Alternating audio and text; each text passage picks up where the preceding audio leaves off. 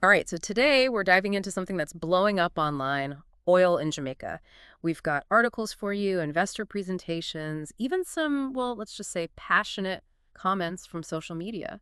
Should be interesting. Think we're looking at a Caribbean energy boom, or more like a bust. Well, it's really interesting how this whole thing highlights how fast information or maybe misinformation spreads online these days. Seriously, social media is buzzing about this supposed massive oil find, talking billions of barrels, that kind of overnight riches fantasy. Yeah, I get why people love that kind of story. That much wealth is a powerful idea. For sure.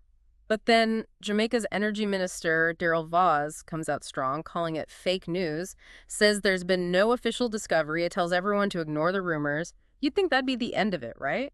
Right, but just denying something doesn't make the story go away. And this is where it gets kind of interesting.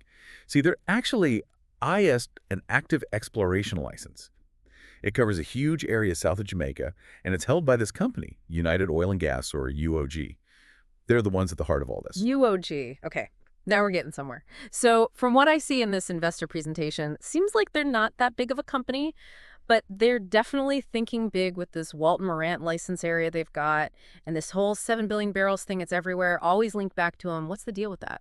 Yeah, and that number right there, that's a perfect example of why you got to understand the details in this industry. That 7 billion is definitely eye-catching, but it refers to prospective resources, which is not even close to the same as confirmed reserves. Okay, gotta stop you right there. That's an important difference. For those of us who aren't, geologists or oil or tycoons, what's the difference between resources and reserves? Why is it such a big deal? So picture a giant cake, right? All the oil that could be underground, that's our cake.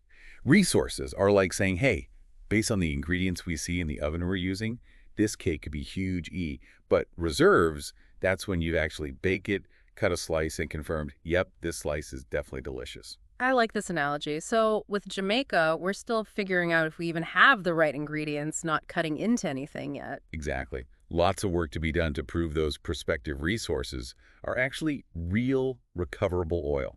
All right, so let's talk about the bakers a bit more. UOG, in their presentation, they're definitely optimistic. They're saying Jamaica is ready for business, wants foreign investment. They even compare it to that recent oil boom in Guyana. Kind of bold, don't you think? It's definitely ambitious. We'll get into how accurate that comparison is later on. But to really get their strategy, we got to look at UOG's plan. They're not talking about drilling right now. They want to gather more proof that this area has potential, enough to get a bigger partner involved, someone with deep pockets. It's a pretty common strategy for oil and gas exploration. Basically, they're trying to share the risk and hopefully the reward with a bigger player. So less about baking the cake themselves, more like showing off a really good recipe so someone else will invest in their bakery. Exactly.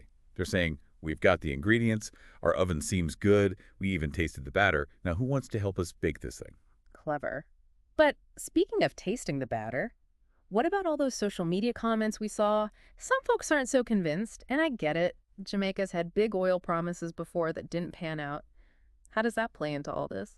Yeah, you're right. People are always a little skeptical when you start talking about resource booms. And some of those comments, they brought up good points. Past disappointments, needing solid evidence before getting carried away, stuff like that. It's good a reality check, right? Not everyone's buying into the hype. Definitely. You got to have those skeptical voices. It's important to remember the history, not just get caught up in the excitement of a possible discovery.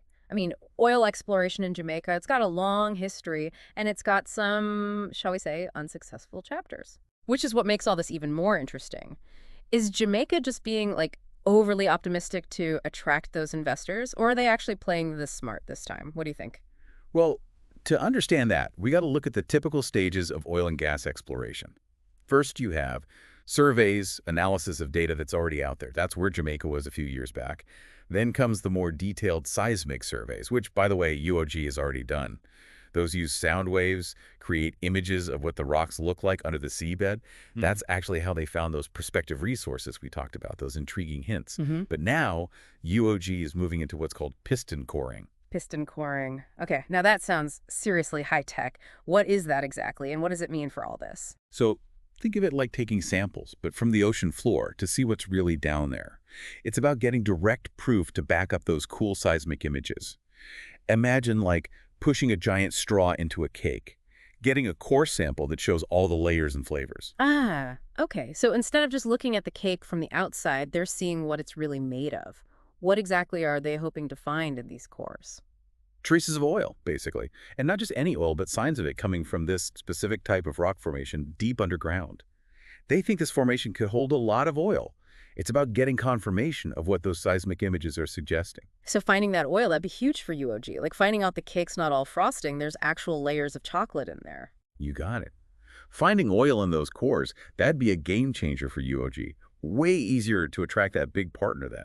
Wouldn't guarantee an oil field they can actually make money off of, but it'd make things way less risky for investors. Makes sense. Definitely a sweet deal for those investors. But while we wait to see what those cores show, let's switch gears for a second. Let's say they DO find oil. What could that actually mean for Jamaica? UOG's talking transformation, less reliance on energy imports, maybe even becoming a hub like Guyana. Is that realistic? That's the million-dollar question. And that Guyana comparison, it's tempting, but we got to look closer. Finding oil is just one piece of the puzzle. Global oil prices, for example, they're all over the place. Doesn't matter how good your cake is if nobody's buying cake at that moment, right? Right. Got to be a market for it. Exactly. And then there's the whole political situation in Jamaica. Investor confidence, that's huge. Yeah. They need a stable government, one that's transparent if they want to attract foreign investment for something like oil and gas. So Jamaica's got to prove they can handle an oil boom if it happens responsibly. What about the environmental impact? That's a big deal, especially for an island nation that's so beautiful, so reliant on nature. Absolutely, you can't talk oil without talking environment, especially for an island like Jamaica. Their economy, it's all tied to tourism, to those beautiful beaches and reefs. It's a huge part of the equation. Huge, and it's where things get, well, even more complicated. Hmm. Oil exploration, production, it has risks. That's just the reality. Spills, habitat disruption, not to mention what it does for climate change. Jamaica would have to balance all that against any potential benefits, have a solid plan to protect their environment. A real balancing act with a lot riding on it. So for our listener who's now up to speed on resources versus reserves, the ins and outs of piston coring, that whole long road from finding oil to actually using it, what's the big takeaway here? I think it goes back to how we started. The power of information or misinformation, especially online these days, like those social media posts jumping straight to massive oil discovery. It's exciting, sure, Yeah. but you got to have a healthy dose of skepticism, look past the headlines. And that's what we do here on the Deep Dive. We don't just skim an article or, like you said, a social media post and call it a day. We look at all sides, different opinions, break down the complicated stuff. It's about being informed. Exactly. And Jamaica, this whole situation, it's a story that's still being written. No easy answers, no way to predict the future. But if you understand the process, the good and the bad, all the different viewpoints, Right. then you can actually have real conversations, make better decisions about stuff that matters. It's about going beyond that initial wave of excitement or fear sometimes and really getting into the details. And there are a lot of details here. UOG strategy, Jamaican politics, the whole global oil market, the environment. It's complicated, and we can't let the hype or the misinformation lead us astray. Well said. Sometimes the best question isn't what's the answer, it's what are the right questions to ask. And on that note, we'll leave our listener with something to think about.